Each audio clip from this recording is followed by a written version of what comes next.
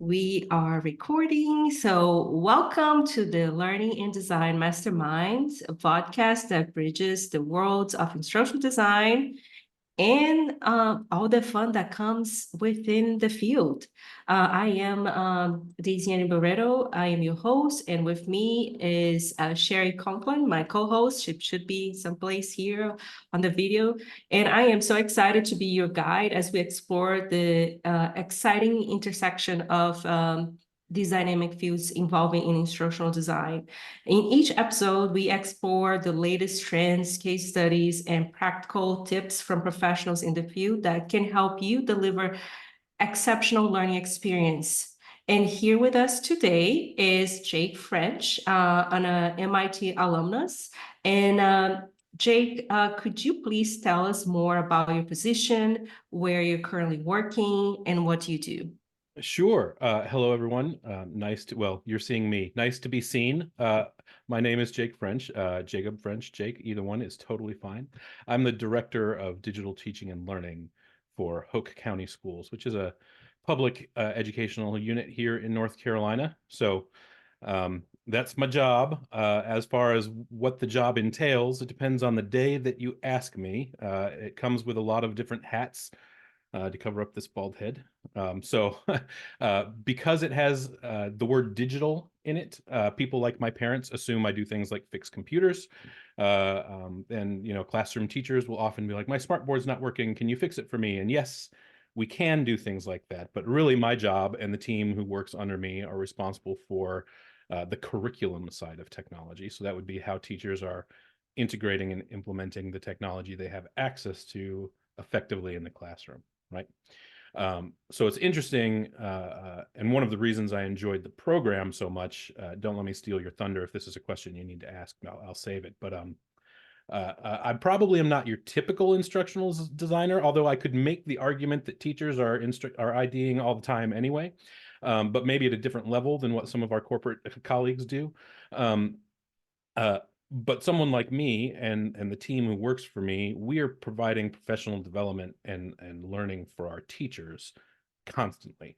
That is the hat I would like to wear most of the time. If I had my druthers and I could pick, I would wear that hat 90% of the time. As it is, it's more of a split than that.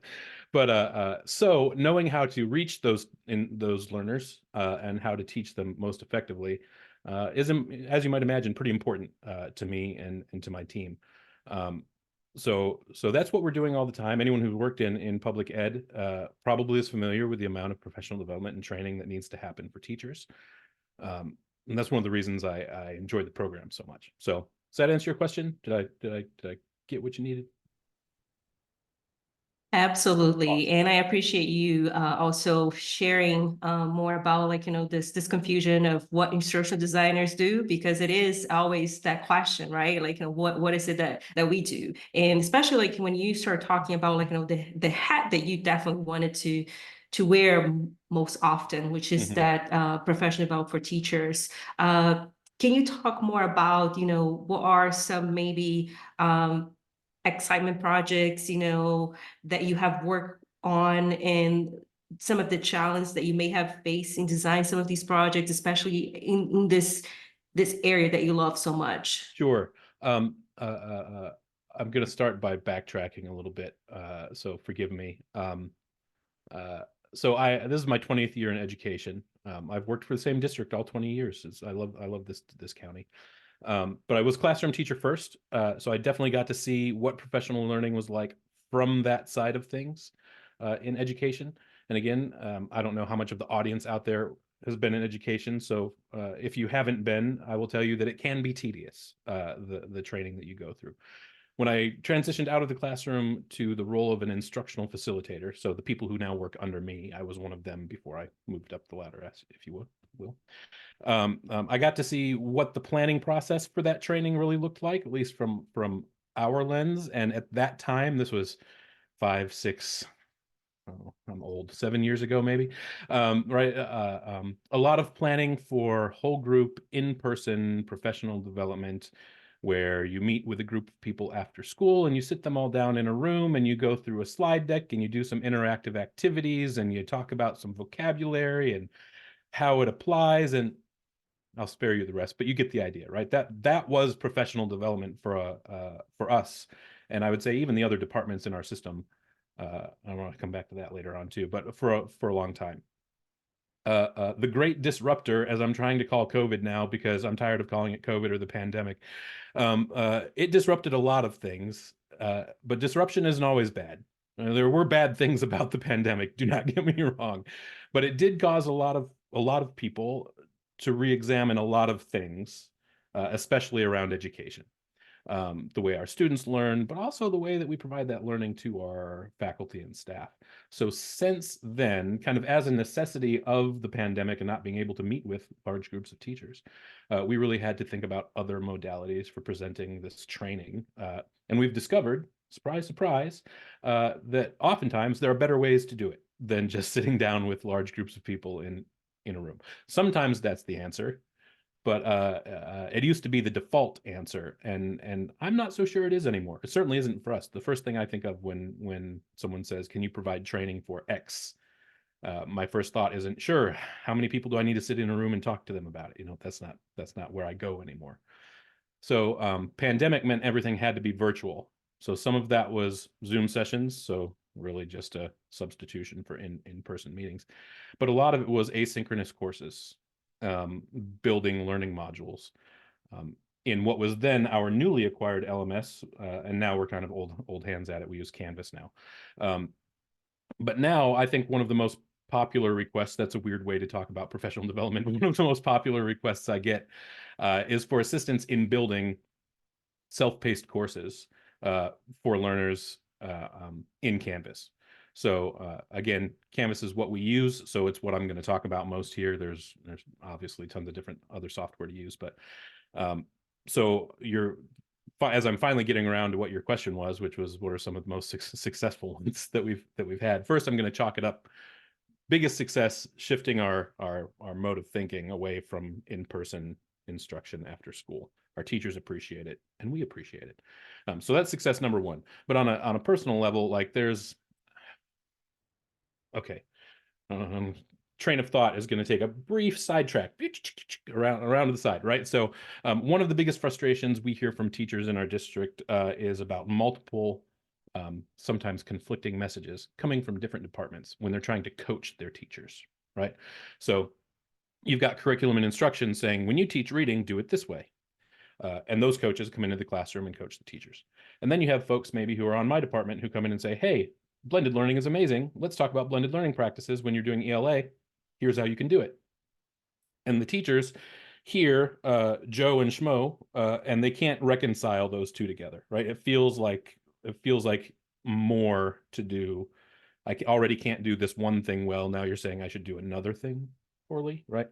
When really the truth is we have the same goals and it's the same thing, right? It's the same, it's just different ways to approach the same thing. So one of the conversations that I was able to get started a couple years ago with curriculum and instruction was the need for a unified framework, an instructional framework for our teachers, where all of the subsystems, all of the departments in the school system have input. There is a framework for teachers. It has everything in it. So when I go into the classroom and when John goes into the classroom, we're using the same language, talking about the same thing with the same goals, and the teachers aren't hearing conflicting messages. We knew they weren't conflicting anyway, but now it's presented better, right?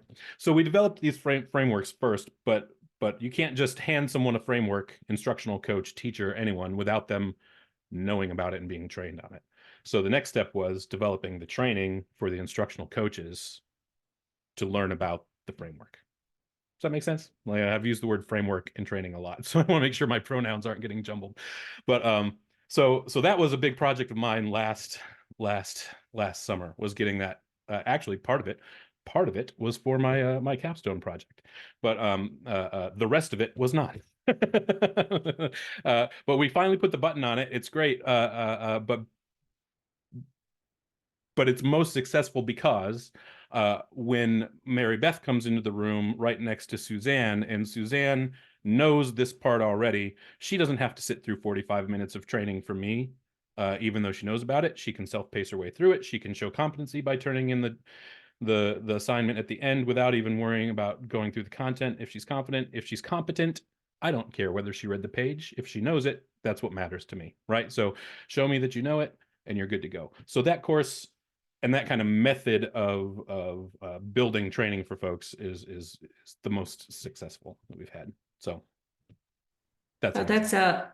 yeah, thank you, Jake, for sharing that example. I think like this is really nice and neat, as you said, and especially with the fact that we know that teachers are sometimes so overwork, and overwhelmed with everything, and providing them this self-paced, that flexibility that they can go through the training at their own time. And it seems that research keep talking about like, that this is the best method, and especially right after COVID, that teachers are preferring. And it's good that you sharing like, that has been a successful experience for you. What about maybe some projects that you have faced some challenges, and how did you overcome that? Because I think like that's the other thing too that a lot of people want to Sure. know is like, are all the projects sailing smoothly through, or You are heard me say I there worked for a public school system, right?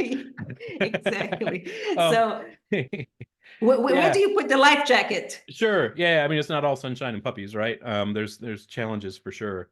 Um, I think the biggest hurdle to overcome here in our school system, and probably anywhere that is a larger uh, organization with multiple moving parts, right? And back and hitting on that systems mentality, right? Is I can I can build a framework in a course. I know how to do that, but I don't know all of the content you want me to build that course in. So if you say, build this course for me, there's only so much I can do without some collaboration. And collaboration is difficult if the other people at the table aren't able to. I don't want to say unwilling because no one's really unwilling, but people are busy.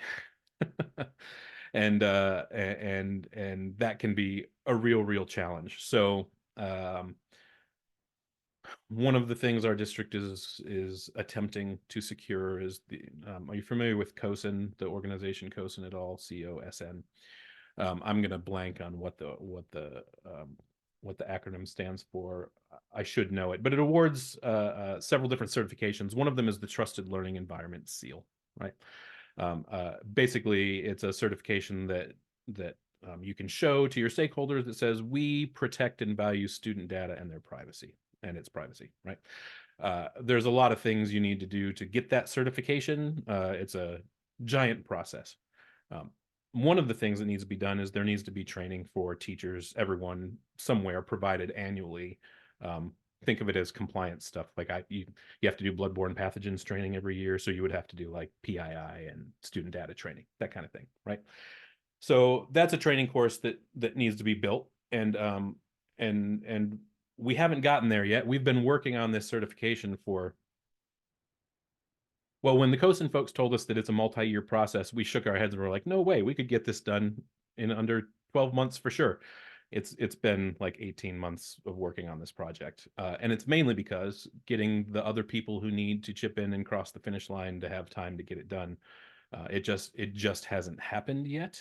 So I think I actually touched on this during my capstone defense. One of my committee members asked me a question about what was challenging in that process, and the answer is really the same, which is being a project manager while you're also an instructional designer can be really difficult. And if I could just be one at a time, that'd be great. If I only had to worry about wrangling people to get things done and not worry about also designing and developing, I would probably be more words are hard. I would probably be more effective at it, right? And the same is true in reverse. If I could focus only on IDing and not having to do the people wrangling, um, I would stress maybe a little less. But gosh, trying to do both is really difficult, especially when you're reaching across the aisle, as it were, to other departments in the district. I mentioned I have a team. I'm not saying that I'm authoritarian, but if I have a project that the team's working on, I can go to my team and say, these are the deadlines and I need the project by this time. But I can't really do the same thing with an assistant superintendent to that degree. You know what I mean? Like I can ask them politely, but I can't hold their feet to the fire over getting something done by Friday. They've got other pressing matters. So so that's been the biggest challenge. I'm sure there are specifics. I know you asked me specifically for examples. I gave one, but in general, I think the project management part of it is where the challenge is more so than the IDing part of it. And that makes sense. And I appreciate you also talking about like the multiple hats that sometimes an instruction designer may have to take.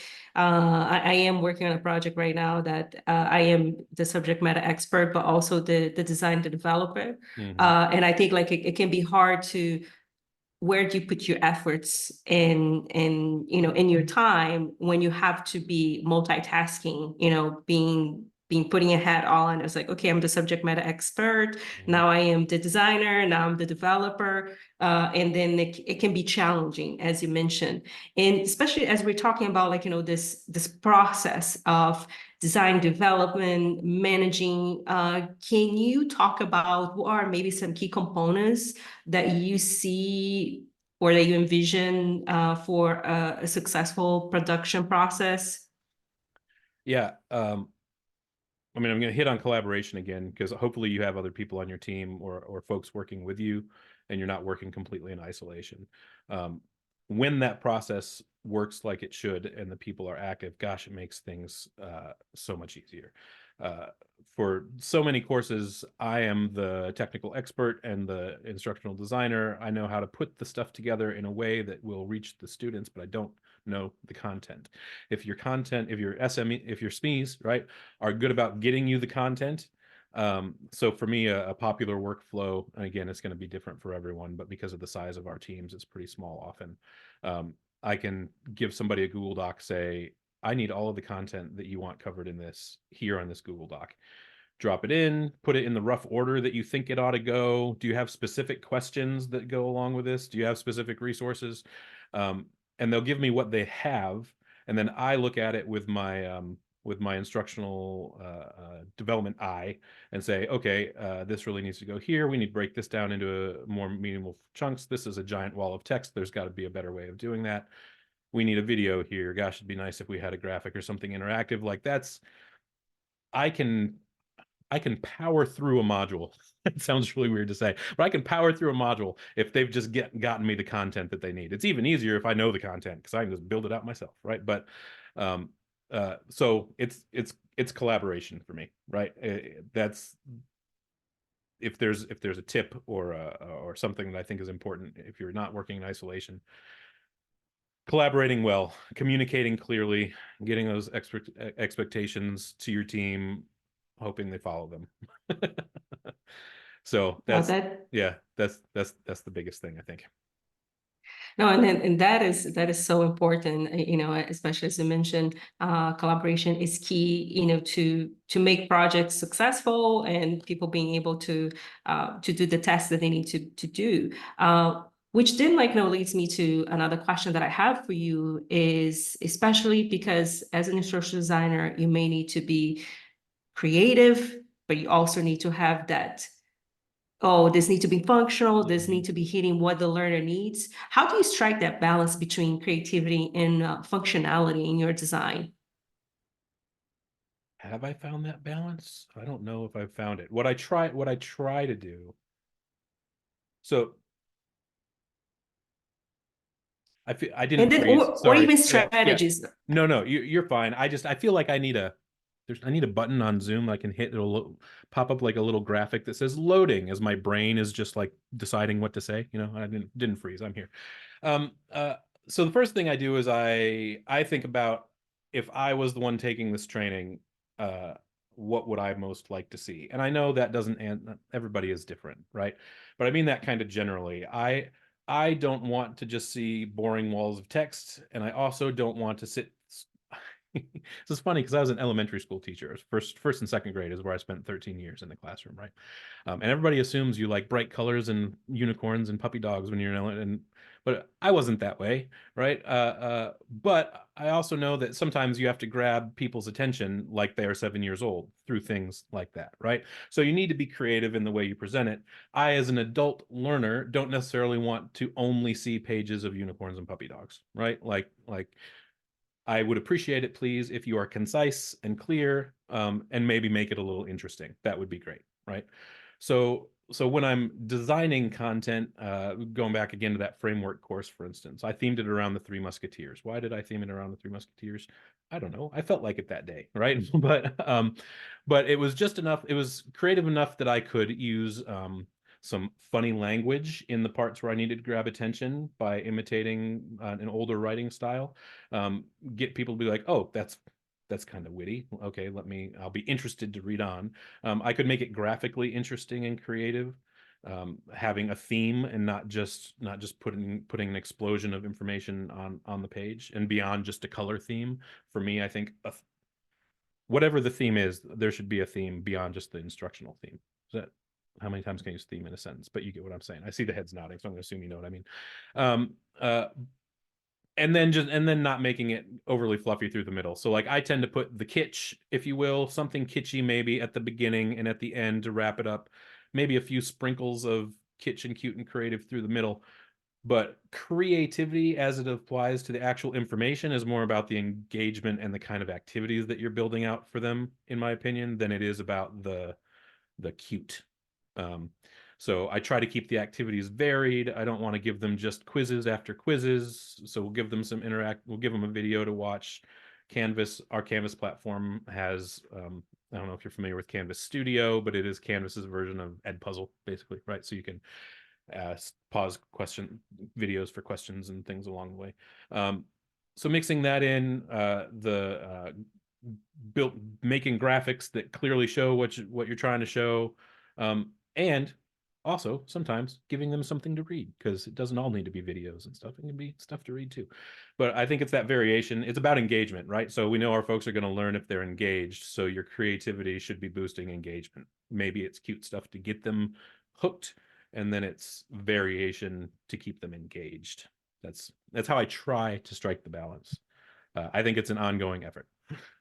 No, but this is really good, Jake, because I think one of the things that people don't realize is like this notion of the playful design. So you are actually, engaging them, like creating that curiosity level, which you presenting the content in a new concept that people were not expecting, and then you already get them hooked, and then throughout this process, which I think it's nicely what you had mentioned is that you are building their that storytelling, that narrative with the themes, with how you're presenting the content. And that's what people sometimes are not completely aware, that design is not just here's the content, it's delivered, and then I'm gone. It is this interactive process of how can you engage someone cognitively and also the hands-on, the experience, and I think that's great.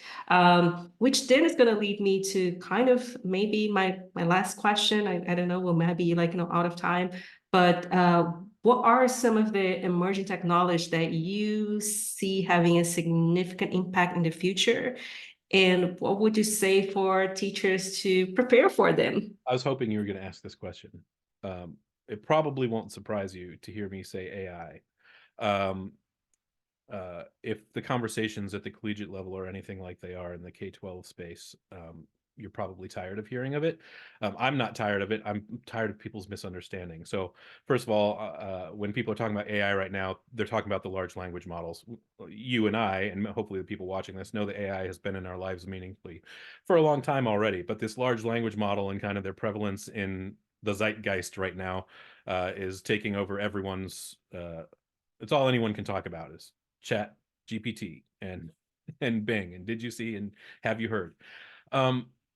What's interesting to me, I want to talk about it I want to talk it as educational viewpoint first, and then I think I have an opinion on it in instructional design too. But in education, the battle for us is going to be we need to focus our message on the benefits and stop fear mongering. And not everybody is fear mongering, but it is one of the, well, fight or flight, as they say, right? I'm either going to ignore it, flight, or I'm going to be afraid of it and talk about why we shouldn't use it. There's the fight part of it, right?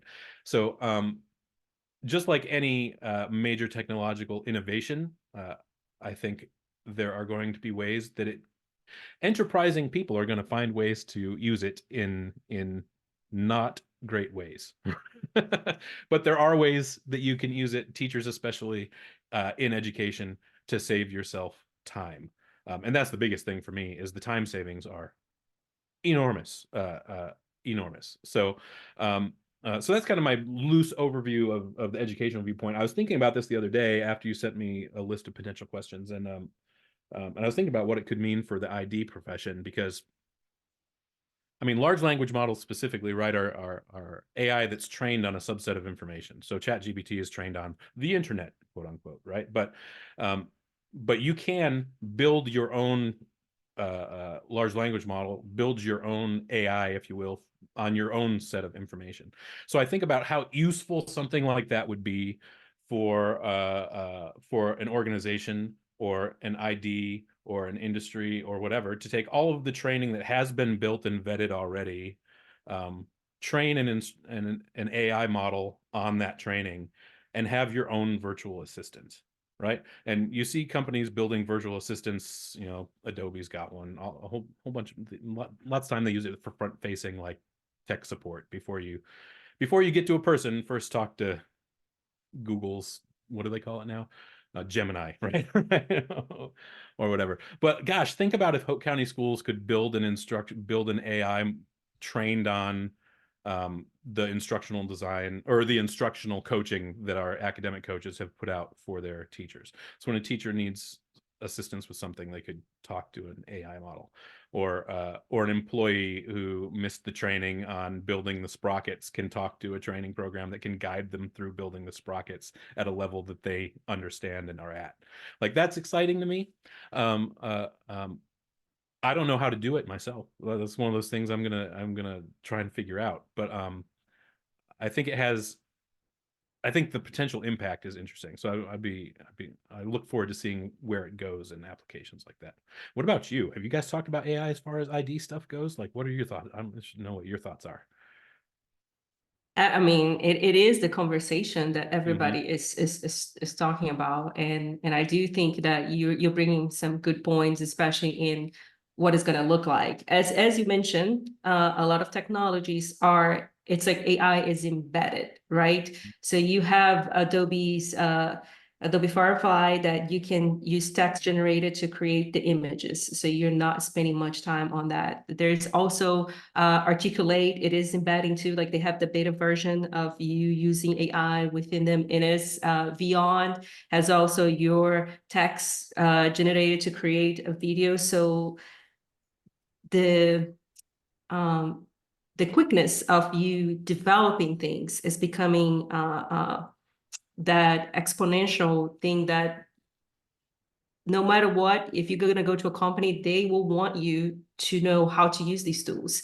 Yeah. And especially one of the things that we have been talking about is the prompt engineering, right? Yeah. Like you need to know what to say to AI. So it's like almost you need to know the language that the AI is speaking or the machine is taught, so you can get what you want, because Mhm. it's not going to know Yep. how your thought process, right? It is the thought process of whoever created that AI, and then you need to know how to Just discuss. the speed at which things like this come up. I mean, I just graduated from the program in December, and I don't remember any of our courses talking about AI beyond maybe like an instructor maybe mentioned it because it was becoming popular at the time, right? But like there wasn't a you guys, surely you must be talking about how you're gonna put it into coursework and start talking about it with students and things, right?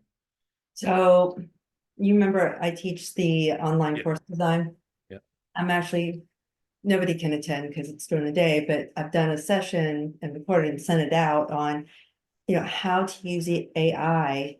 And it's okay to use AI for collaborating and brainstorming and coming up with your goals and your objectives, coming up with some of your assessments and how to do that, because you still have to refine it. AI doesn't know the audience the way an instructional designer, it's not doing that learner analysis Yeah. yet. Right. But how can we use AI to develop lesson plans, Yeah. or and make our time more efficient? So It's just beyond even just bringing it into the classroom, but teaching the students how to effectively collaborate with AI to get the desired output. Yeah, it's all about that time savings for me when you're talking about using it in the educational setting. But I didn't mean to steer us down an AI rabbit hole, but I could just talk about it constantly. It's so cool. It's no, exactly. I think like that's the thing. It's like, there is a lot of potential that people are afraid. There's a resistance. And I think like this is with any technology, as we may know.